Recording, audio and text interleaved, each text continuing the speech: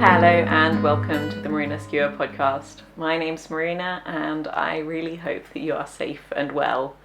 I'm going to be trying to preserve a little bit of normalcy in the podcast because I know it's a difficult time for a lot of people and you're probably sick of hearing about it in the news, on social media, everywhere. So I'm just going to carry on as usual. I'm going to be talking a little bit more about some other small businesses and indie makers because I think it's a really good time to support them, us, if you're at all able. And otherwise, I really hope you enjoy this episode. I have a couple of finished objects to show you, and then I just have the one work in progress. There are a couple of other things I have on the needles, but they haven't made much progress for a very long time, so I will be holding off on showing those to you until something interesting is happening with them. So the first finished object is a pair of socks that I made out of Woolly Mammoth Fibre Company natural sock yarn. This is the 4-ply weight. This is my first project made completely on 2mm needles, which I never really expected to do. I always thought, well, I think when I started getting into knitting seriously, I thought I wouldn't go below, 4. But now I'm really enjoying the finer knits. Mixing them up with chunkier projects so it actually feels like I'm making progress. Because I heard recently someone said that there can be the same number of stitches in a pair of socks as in a full-size adult jumper. Obviously that would depend on the yarn weight you're using, but that's sort of something to think about. And so these I'm really keen on. I think they're one of the most feminine designs I've ever done. There's this nice lacy panel down the middle.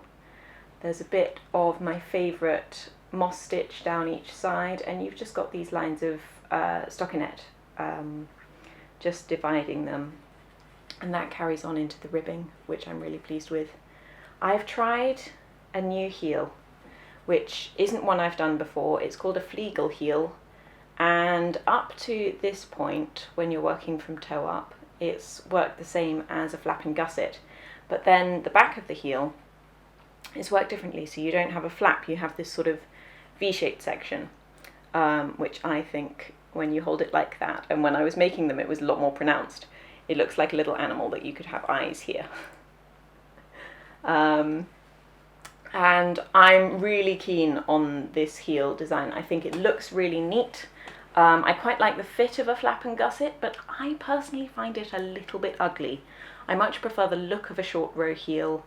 But that can lead to quite a bit of stretching across the front of the foot and isn't great if you have a high arch. I don't have a particularly high arch, so I'm fine with a short row heel. But this is sort of a nice halfway house between the two.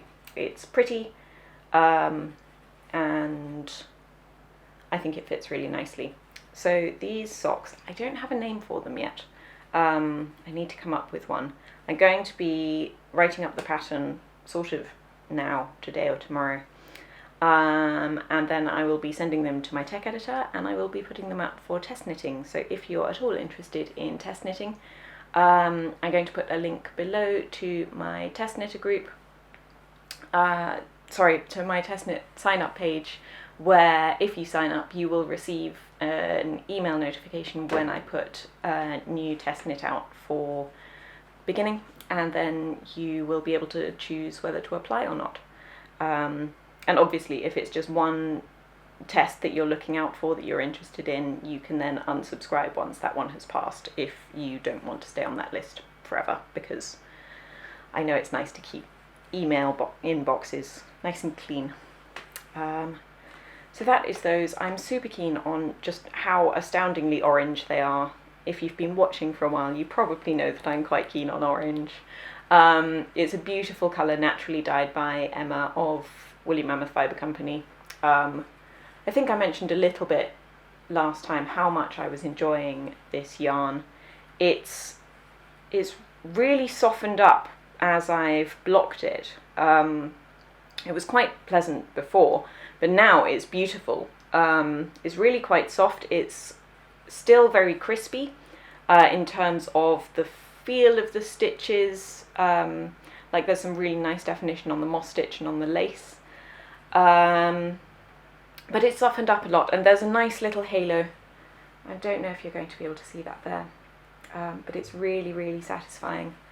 So yes, these I'm hoping to have out and published hopefully before the next podcast episode, because I'm going to be putting a little bit more focus on my designing work, which was always a goal I had this year, and I now have real impetus to do so.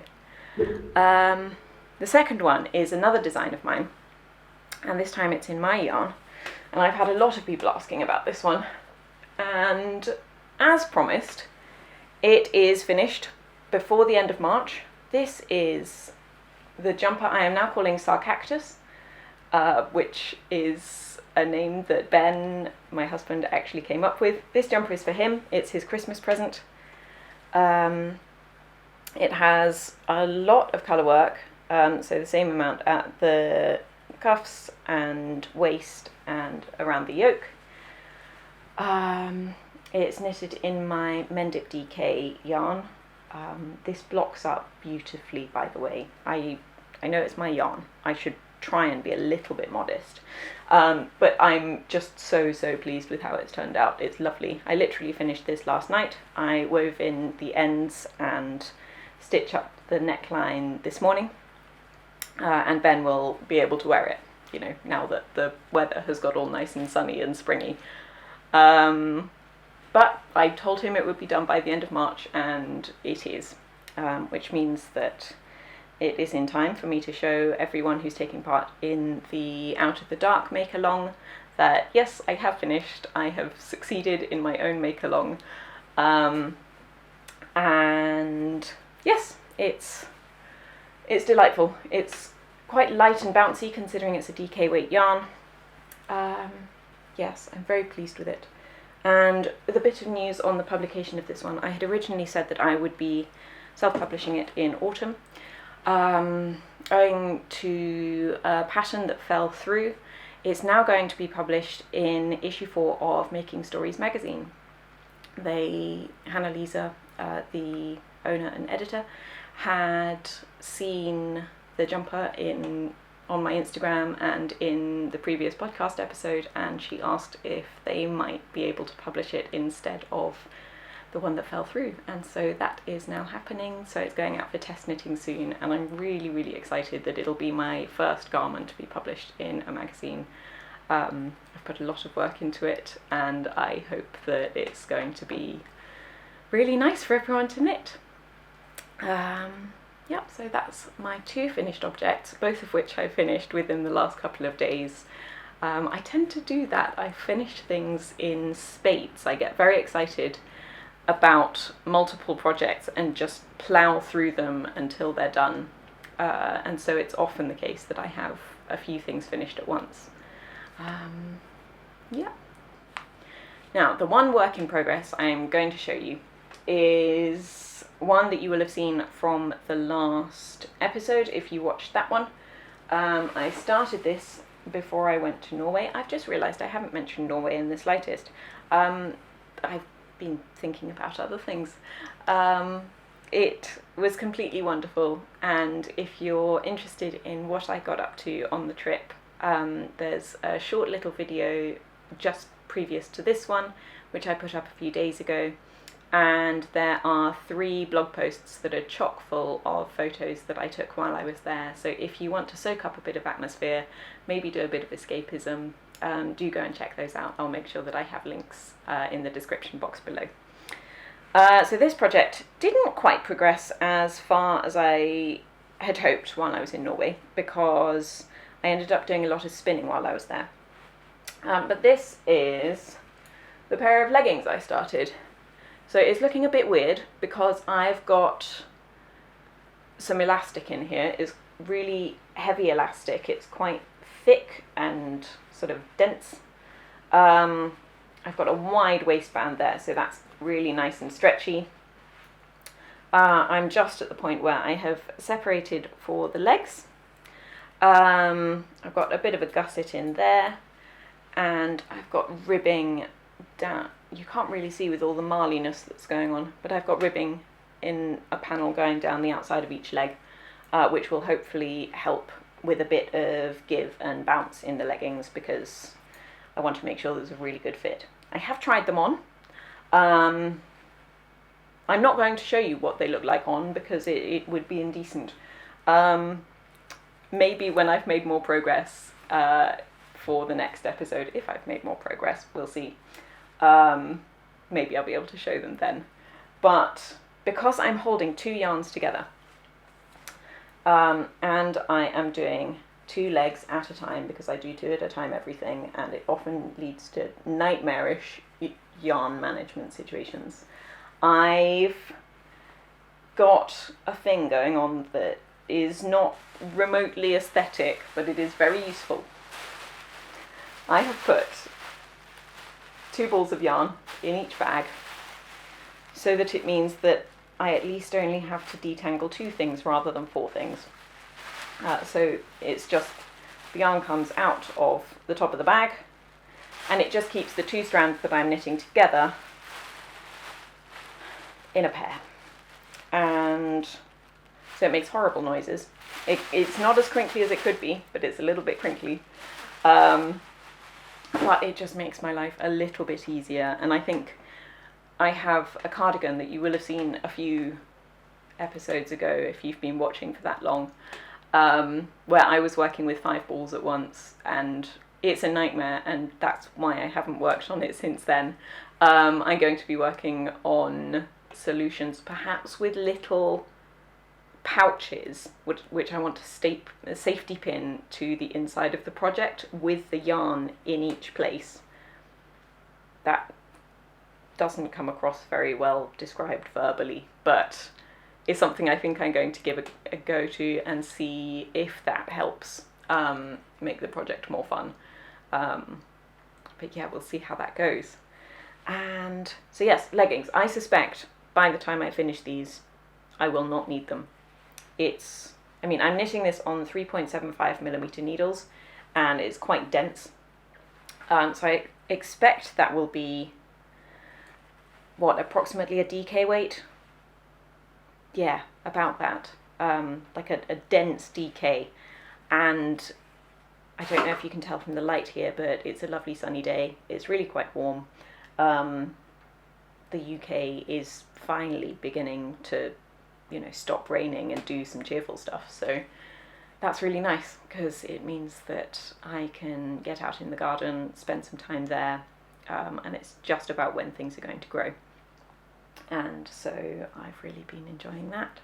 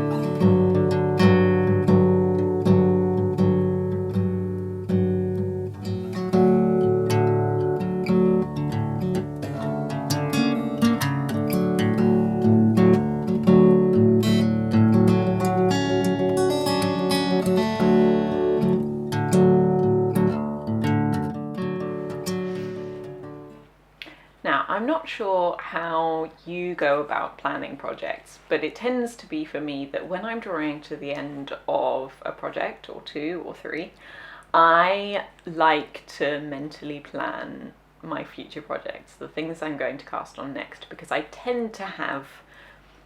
I'm not a monogamous knitter. I've talked about this a lot before. I find monogamous knitting very, very dull, and if I work on only one thing, I will be guaranteed to hate it by the time I finish it.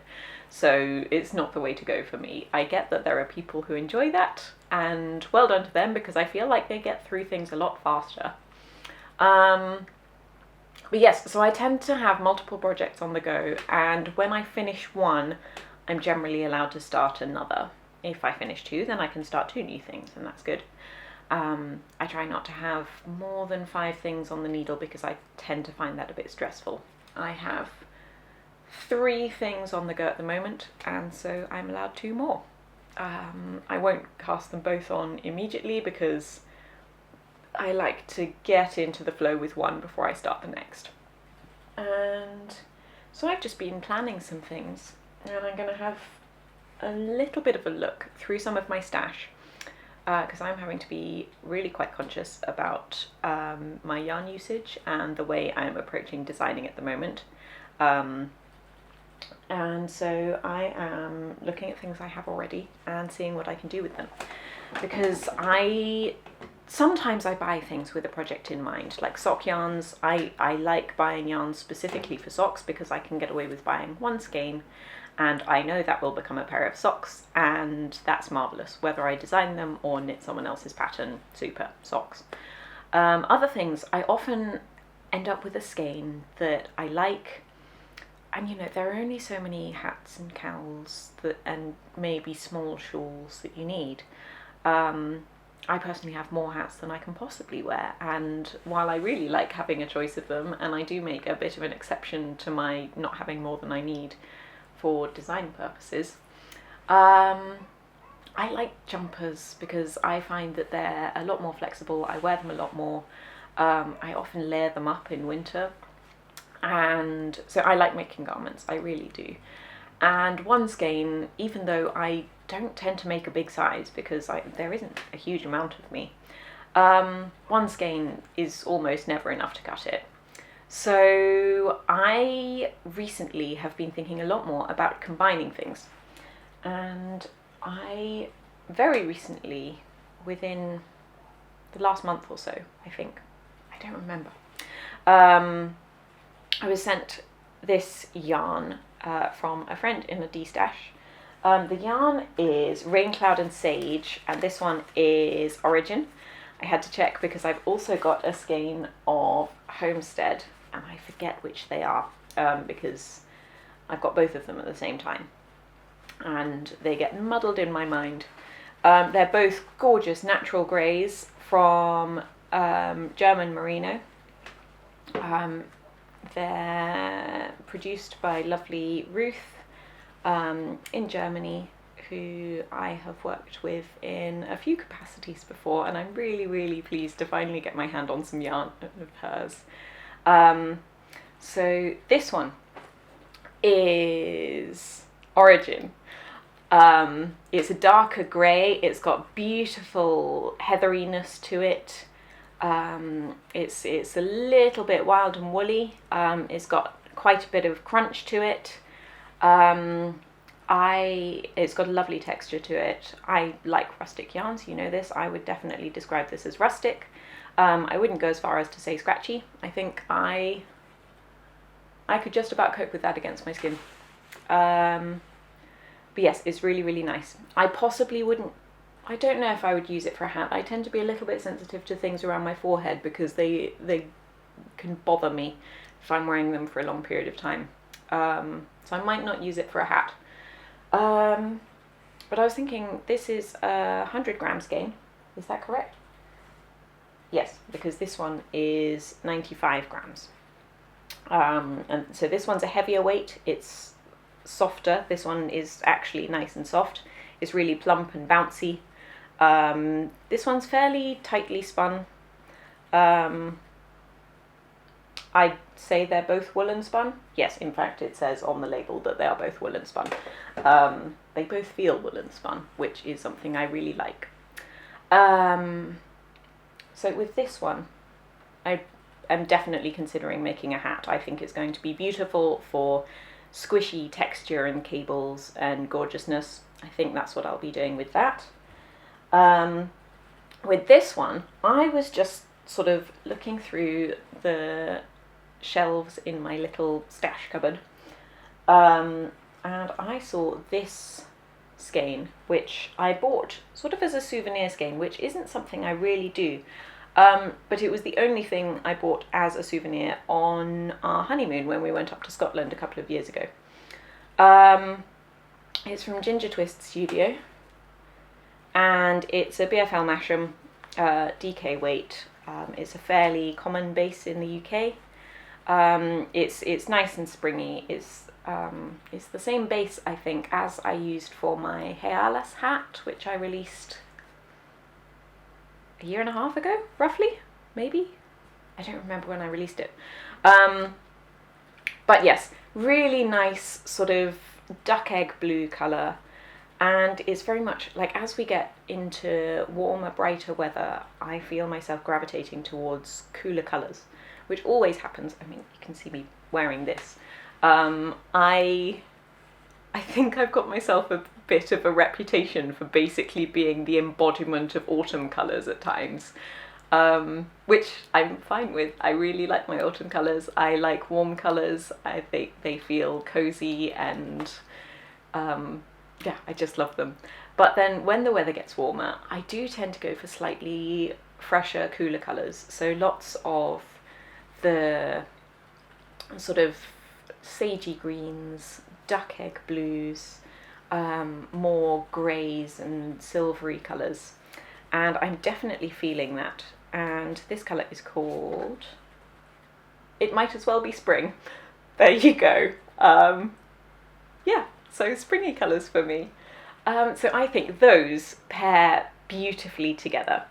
And this one's a DK weight. This one is 200 meters per 100 grams. I'd say that's on the heavy end of DK. What does it say here? Yes, it's a 3-ply. I don't think I'd quite be able to get a garment out of those. However, I do have these, which are yarn I dyed quite a few years ago, which is just the natural colour with little bits of green and grey. They're in 2 balls because I made my first ever pair of socks with this yarn alongside another yarn. I haven't actually weighed this, but there's a reasonable amount. And I think that would be just enough to sort of supplement and combine with those colours for some sort of icy goodness. So I'm quite tempted by that. I think that's the way to go. I've been very tempted for probably over a year now to make a steeped colourwork cardigan out of random yarn to combine. Not, buying yarn specifically for it, but just using what I have. And originally I had envisaged making it in scrap yarn, so small leftovers in warm reddy orange tones, because surprisingly I have a lot of leftovers in those colours. I still think I want to do something like that, and I am very much focusing now on projects that can be made with leftover yarn, which is something I have talked about before. I have written about it on my blog and how to sort of use up bits of yarn.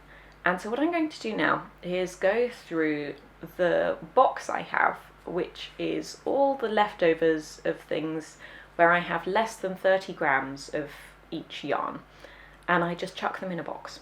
If there's more than 30 grams, I tend to think that's enough, that if I have 2 of those, I can combine them, make a colourwork hat, job's a good one.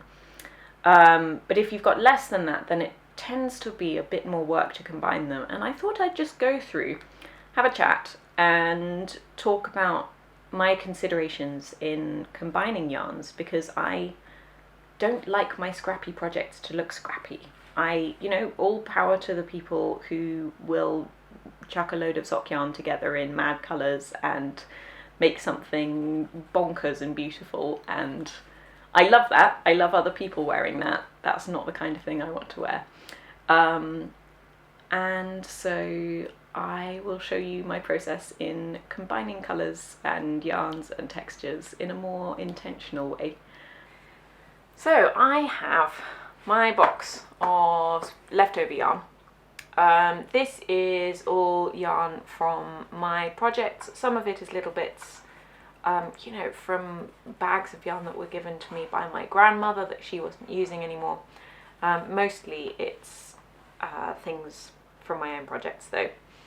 And there's a real mishmash. It's all different weights. It's just, I finish a project, I have a small amount left, it gets put in the box. And I'm just going to go through and put things in little piles according to colour and weight, so that I could combine them. Now you can do fun things with mixing different colours or different weights of yarn. You can do really interesting things with brioche with different weights of yarn, or with slipped stitch patterns, but just for simplicity's sake I'm going to mostly group things by weight. So I'm just going to get started. So this one is a wool stock yarn. It's a worsted weight. It's really plump and bouncy. You can see it's got a really good squidge on it there. There's a decent amount of that, which is quite nice. So I'm going to put that one there. That I could use as a main colour for something in colour work. Now this one, and this one are colours I dyed a good while ago. I'm really pleased with how they work together, mostly because I dyed them to work together. And so there's this nice sort of muted blush colour, this golden mustardy yellow, and then this deeper burgundy colour. Now those are all an Aran weight. I'm going to put them over here because I reckon I can get away with using those ones together. And while these three are all the same yarn, they're the same base, I could just make a hat out of those, because I reckon with that's probably around 25 grams of each of those colours, and then a little less of that. I could probably get away with making something out of just those three, but if I wanted to make something bigger, I could combine more of them. Now these ones, this is sort of cheating, because that isn't less than 30 grams, that's definitely more. This is a DK weight Wensleydale, but actually I had put this in here because I had already thought about a project where these two are, they're supposedly an Aran weight, but it's a mohair, and so it's very, it's sort of quite dense, so I could use it as a DK. They're very small amounts, that's probably, 15 grams of each? And I thought those colours would work really nicely together. This is Wensleydale, which is a nice, soft, strong wool, and then these being mohair from Whistlebear. I got a couple of mini skeins to swatch for something that I didn't get around to making. I reckon those would combine really nicely to make a pair of socks, which is what I had got this yarn for originally. So I'm going to put those in a pile over there because that's just a project of itself. Now, that one is not a particularly me colour.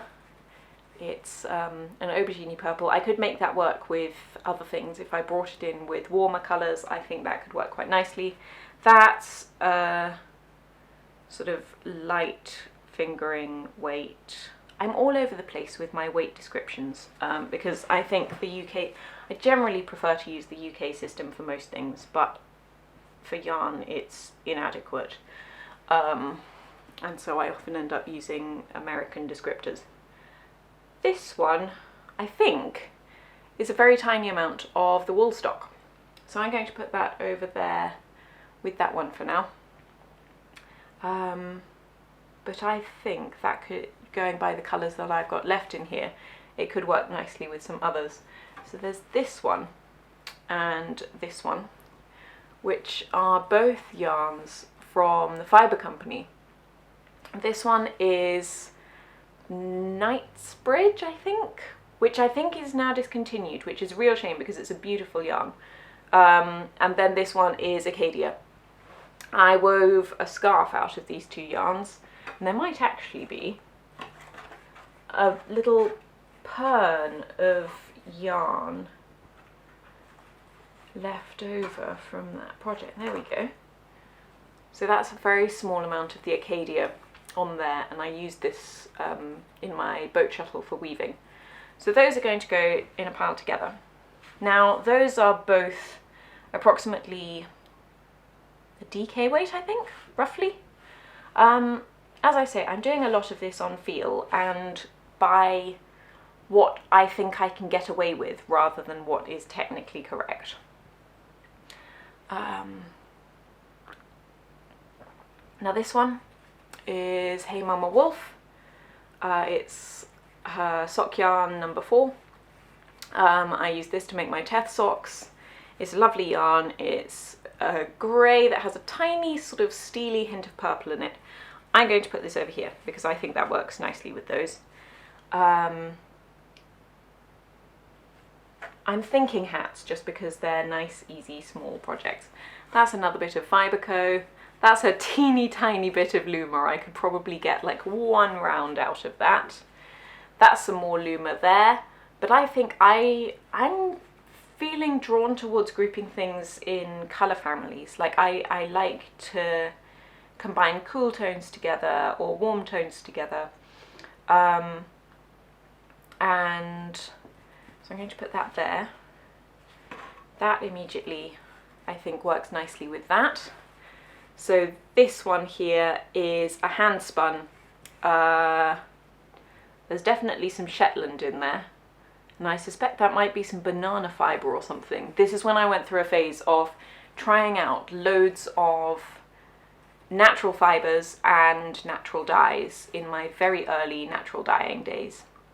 So those will work nicely together. In fact, there's quite a lot of naturally dyed little bits in here. So these ones, these are left over from a scarf I made. So is that one. Now they're not all the same weight, but they have a very similar look to them, and I've already combined them in a project and that was really nice. So I'm going to do the same here. I reckon I could easily get something nice out of those ones. And then thinking about it, this isn't naturally dyed, so I'm going to put it sort of just over here. Well, no, let's put it there. Because if you've got a certain amount of naturally dyed yarn, I think it's nice to keep it together, as it were. This is another bit of hand spun. This is a sort of silvery, bluey, kind of French grey sort of colour. That one is Blue Faced Leicester and Soy, if I remember correctly. I'm going to put this over here because I think it works really nicely with these cool bluey neutral tones. This colour could also work with those. However, the yarn is slightly mental. I think we definitely describe this as novelty yarn. It's a sort of very slubby cotton, which I think I would happily use in, I don't know, a weaving project maybe, but I think for knitting, I'm gonna put it over here anyway, because if I were to use it with anything, then I would do it for that. Now these are actually just 25-gram balls of grey Lopi. It's actually a blue-faced Leicester Lopi. It's naturally coloured, and I think that's actually the same as that one on that little pern there. I'm going to put these over here because those will definitely work. That feels like cheating because that's 50 grams there, so I'm going to take those out of the mix because I could use those as a whole project. I could just make a hat out of that. This is some hand spun. It's actually basically the same wool as this. This is mill spun. This is very carefully sorted and carded hand spun from Fernhill Farm. It's gorgeously soft, and there's not much of that because it required way more processing than I'm generally willing to put into a larger project. So that can go over there. It's a little bit lighter in weight. No, actually it's not. It's slightly heavier than I remember it being from when I spun it. I spun it quite a while ago. I think that belongs there. Now, these ones are immediately calling me. That works well there, actually. And then just little bits of random hand spun where I've spun up something to give it a go. And then, what are you? I made a pair of socks out of that. It's the most tiny little bit. But you know, that works quite well with those.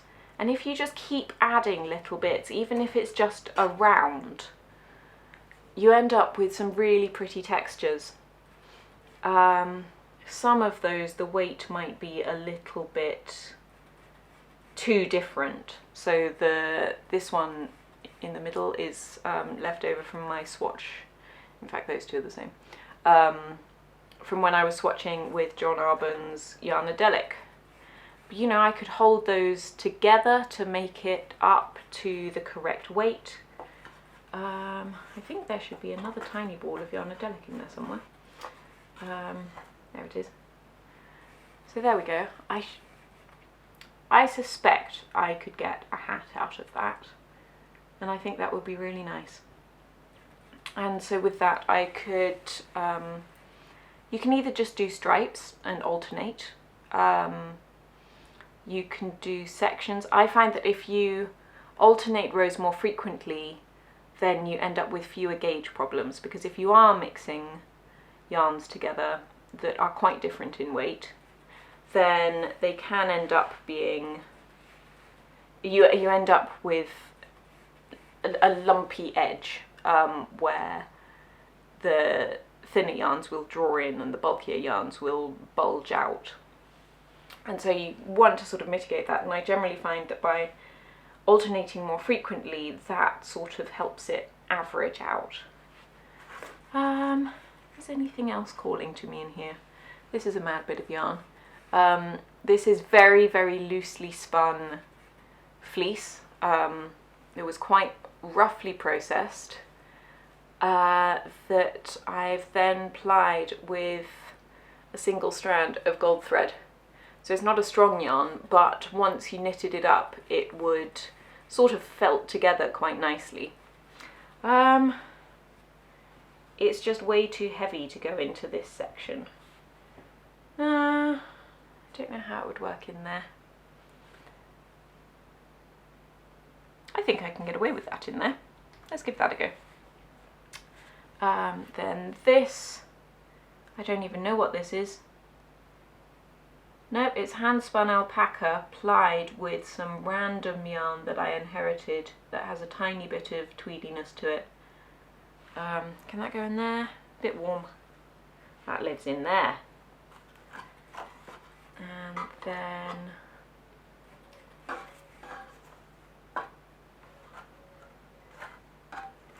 okay. I mean, not everything has to go in. That's quite bulky, but that would work there. I think that would work quite nicely with those colours.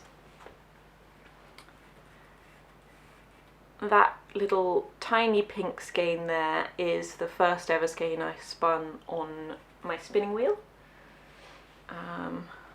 It's very small, but you know, I haven't found a suitable project for it yet. Oh god, that's, yes, it's not particularly good spinning. It's a little bit lumpy, but you know, I was still learning. I'm still learning now. I'm just slightly further along in the process. So here I've got no, too warm.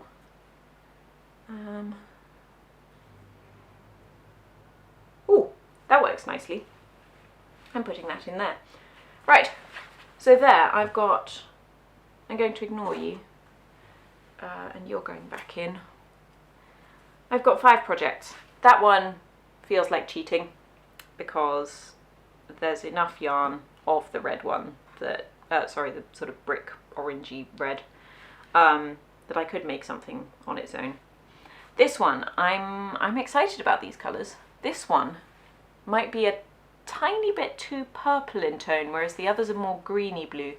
But I think once that's in the mix, yes, I'm being overly picky, that would work perfectly. I think I'm going to, I really like this. The yarn is mad. It's actual novelty yarn, which is not a thing I'm generally keen on. But it just works so beautifully with that. I think it has to stay in. I think I could just do a single row somewhere and it would be really fun. It's staying in. This, all hand spun, naturally dyed. I mean, those are things that I used in the same project anyway, so that's sort of cheating a bit. This is a real mishmash. So where we've got the cool greeny blues and greys, here we've got the warmer, sort of slightly apricot-y and browny and fawny yellow tones. And I'm really keen on that. There's a rogue little bit of a very slightly mauvey yarn in there. Like if I compare that to that, you can see that there's really quite a lavendery tone in there. But that will work fine because it blends in nicely with those. And then this one, those 3, I mean, they definitely work together. And again, they're all the same base. But then I think throwing that one in there works really nicely. And yes, that yarn is slightly heavier, but you can use it just for a single row for a bit of texture, and I think that will be quite nice. In fact, this bit of wool stock can go in here. That works perfectly. And then this is me being very conservative with my colours. That's another bit of Lopi from Fernhill Farm. It's Shetland rather than blue-faced Leicester, and it's more of a beigey colour. That goes in there seamlessly. Now, I'm being very conservative with my colours because I feel like it adds a cohesion to it. But you could be more bold with it. You can swap things around and say, you know what, I'm going to go and put some yellow in with all of those cool tones. And immediately you've got a pop of colour there. And you've got an option for doing colour work, where a lot of them I've gone for quite low contrast. With that little pop there, you could do just a little row of like single stitches or a little V shape or something, and that would really pop, and it would look beautiful because you've got high contrast there where you've got all the cool tones and then that yellow. You can see how nicely that shows up. Or you could do, I mean, you could do the opposite. I really like that. I really, really like an aqua sort of turquoise blue with a very warm brown. That's very pretty. So you could then bring these ones, the Fibre Company ones, you can bring those across to here, take out the yellow, and suddenly you've got a lot more sort of a coppery look, like the rusty hull of a boat or something, where you've got that bluish turquoise and then the deeper contrasting colours, and those are complementary colours. I mean, you've got blue and what is not quite an orange. I mean, I find complementary colours, if you tone down one of the colours, it tends to work a lot more nicely. If you're going for really strong contrast and something really bold, then they work beautifully. But if you mute one of the colours, it looks really, really lovely. So yeah, I mean, that's sort of how I go about these things. And now I probably won't make projects out of all of these things. I'll almost certainly make a pair of socks out of those. I should have brought my scales so I can see roughly how much yarn I've got in total of each combination. I'm very tempted to make something here. I might try casting on a hat sometime next week and just see how those go. But given the quantity of them, it might be enough for a cowl or something. So I really hope you've enjoyed listening to me ramble a bit about yarn and ways you can combine it. I'd also really like to hear about your projects, if you've tried anything similar, how you use up scrap yarn, whether you're now planning a project. I'd really like to hear about it. Just add a comment below and it would be really nice to chat about that. Now, I've quickly posted a thing on Instagram stories because I've realised that even though my garden is not looking its best yet, some people might like to see what's going on. And for me, even though it has a lot of growing to do, the signs of spring so far have been really heartening, and I've been looking forward to this for months. And I thought that even though it's not there yet in terms of what I'm hoping for from things I've got growing, I'm going to share just a quick early spring, first of the year garden update. It's just going to be quite a lot of bare earth with tiny, tiny plants. But I really hope that's something that you will enjoy and find calming and interesting. And here we go.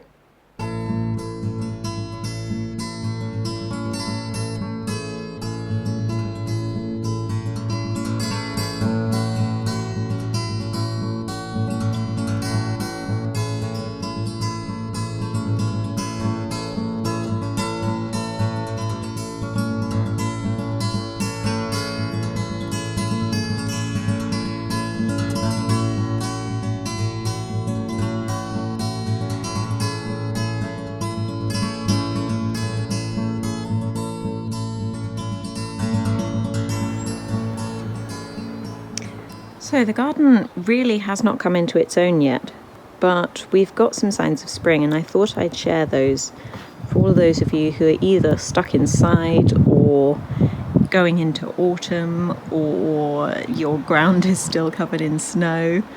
And so I'm just going to give you a quick look around to show you what's growing. So we're going to start with the hideous bit, because this is where I propagate a lot of seeds. A lot of things have recently been planted out. They've been kept out over the winter. We're using cut up blue roll there to propagate lettuce and Mizuna seeds. These are mystery seeds that I gathered last year and didn't remember what they were, so I'm seeing what they grew into. The other things have been planted in the last couple of days, so haven't sprouted yet. We've got, I'm not going to be able to see here. Oh, it's just about focusing. Very, very early signs of buds on the ginkgo. This is a very sad little ginkgo tree that we bought in the sad plant section of the garden centre for £5 last year, and we're hoping that it'll do something.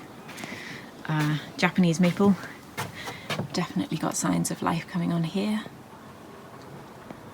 Seeing these little leaves unfurl reminds me of my father, because he loves Japanese maples, and he makes the same noise about maple leaf buds as I do about baby bunnies. So here we've got more sort of propagation stuff.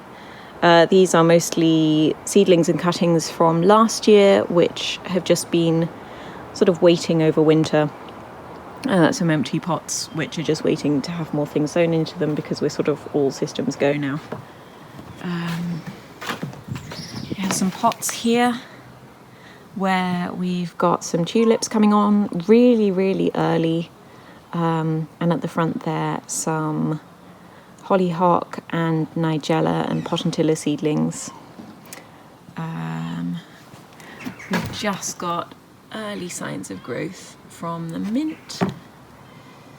And there are a couple of weeds in there that I need to get out. I'm not on top of my weeding yet because we've only just started gardening again. Obviously, the daffodils are massively joyous. We only planted those in autumn, and I'm so glad that quite a few of them have come up because they are the first proper flowers. You can see the first really nice thing growing in the garden. Got some rosemary cuttings on the tree stump. We've got some sneaky vinca in there, which is not the correct colour for the rest of the colour scheme in the garden, but it's pretty enough that I'm leaving it there because it's rare colour at this time of year. Our little quince has got some nice leaves on it. That's coming out nicely. We are eventually going to have that be a proper espalier, but we've grown it from seed, so it's still fairly small. Nice daffodil friend. Some of the daffodils have been a bit got by slugs. I'm not one who usually goes in for garden ornaments. We've got little Ganesh friend there, which was a gift. This one's a clematis. I always forget what this one's called. It's a spring flowering one, so hopefully it's going to be coming out soon. I realised after planting it that it's actually a patio-sized one, and so we'll probably never reach that trellis. We're going to put a different plant where the quince is, and that'll hopefully grow up on the trellis. Along the fence here we've got foxgloves.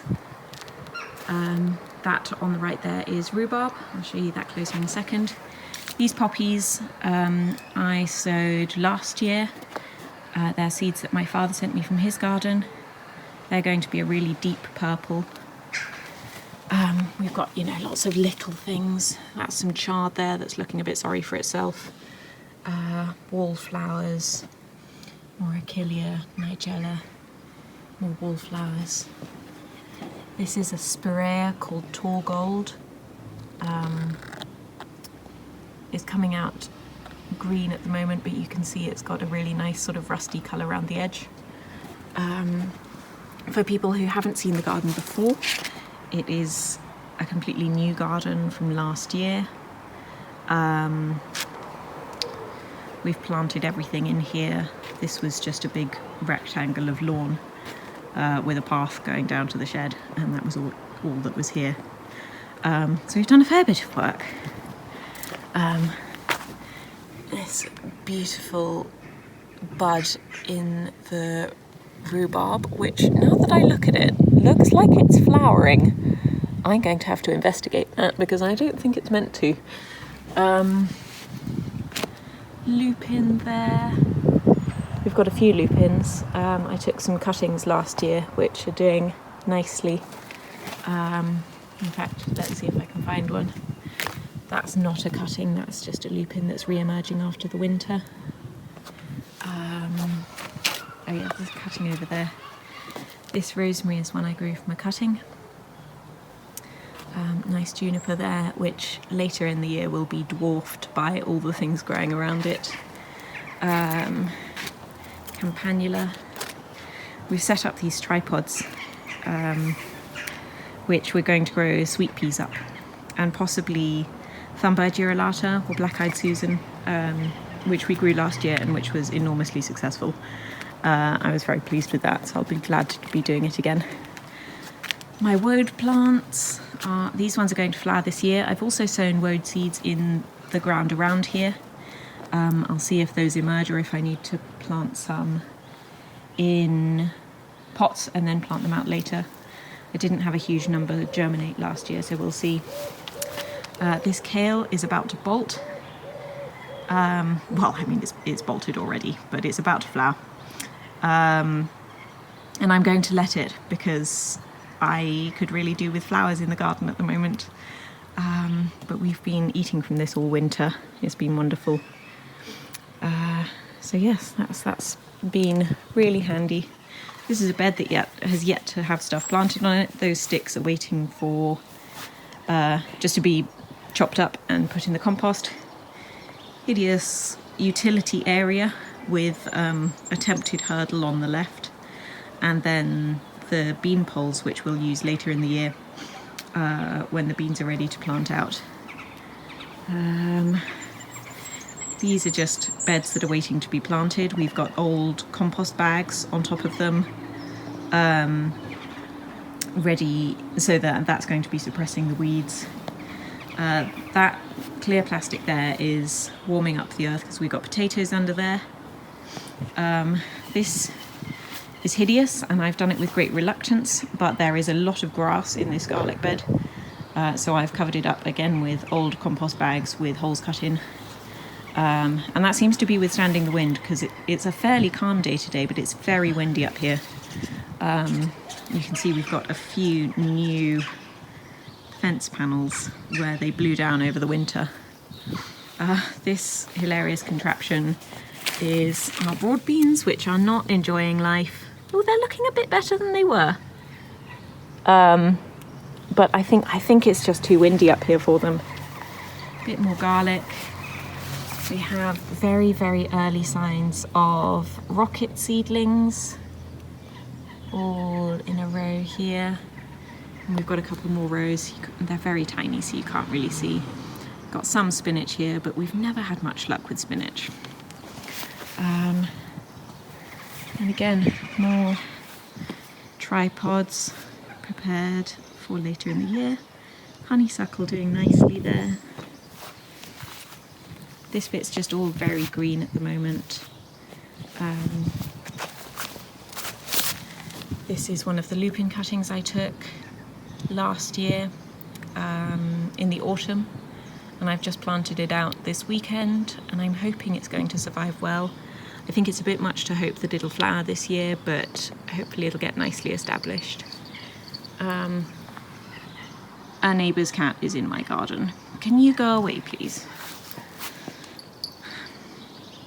I don't like neighbours' cats in my garden. I'm fine with cats existing, but I don't want them here. What have we got? We've got some very tiny buds on this hydrangea, which, you know, is mostly just sticks at the moment. It's not looking particularly impressive. But lupins that we planted last year. This buddleia, I think, is going to do good things this year. I think that's going to be really nice. It's already grown a lot this spring. And so we'll see how it does. And then again at the back we've got quite a few foxgloves and a few hollyhocks there. We'll see how they do. The herb bed is looking very sad. A lot of it got squashed when the fence panels fell on it. But we'll see how it goes. Also have to keep control of the weeds here because it's a bit much. We haven't had as many problems with weeds in the other beds because in the other flower beds, because we've added composted manure on top, which has acted as a mulch. But on this one, because it's herbs and they don't need as much richness in the soil, we haven't done so, and the effect of that has been quite obvious. This is a blackthorn, also known as sloe. This one's really pretty. Again, we grew these from bare root whips last year. And so hopefully that will grow into something nice. That one there is a gooseberry, which is already loving life. And hopefully this year we will get more than one gooseberry from it. We're going to net it because last year the pigeons got at it and ate all but one of the fruits. And then we have huge patches of these, which are self-sown chamomile from last year. Not the good edible kind of chamomile. We later found out that this is actually a poisonous chamomile. But it's very pretty, and it self-sows prolifically, which in a garden which is very recently established and also on a fairly strict budget, it's very nice to have things that will self-sow like that and be very pretty. You can see we've got some flower buds coming out, and that's very handy. And it means that if we do decide that we need a different plant there because we need space for it, then we can just rip it out with zero guilt, because as you can see, they're everywhere. That Rosemary is one of the victims of the fence falling down and subsequent reassembling. I'm fairly sure that's some cement dust on it there. We're in a rented house, and so we haven't done the work here. So, got to be grateful for what you can. Bit of sorrel. I found out last year that sorrel's perennial, so I'm very excited to see that come back. And yeah, that's sort of what we've got going on. It's not looking what I'd describe as pretty yet. But it's green space that we can enjoy and spend time in. And we have a lot of veg coming on. We've got seeds hardening off around the front of the house, and those will help to feed us. And I call that very exciting.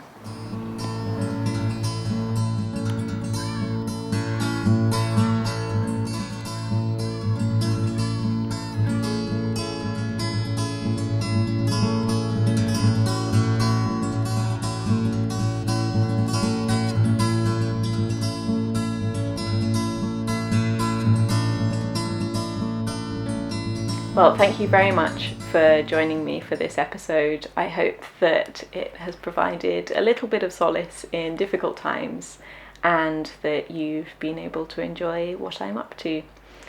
A particular thanks to my patrons on Patreon. More than ever now, your support is really appreciated.